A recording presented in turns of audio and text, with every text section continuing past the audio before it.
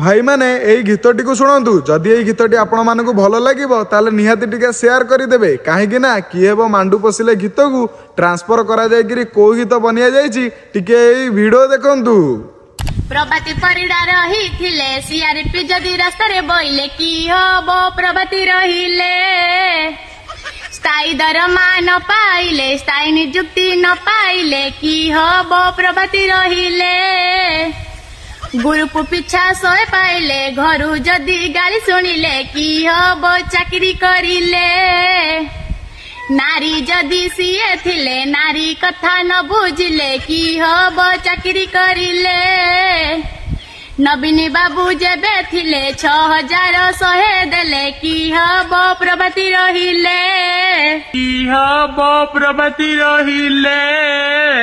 भाई माने आपण मानकु एई गीतटी केमिति लागिला आपण माने टिके निहाती कमेंट रे जणेबे। रहूची राधे राधे।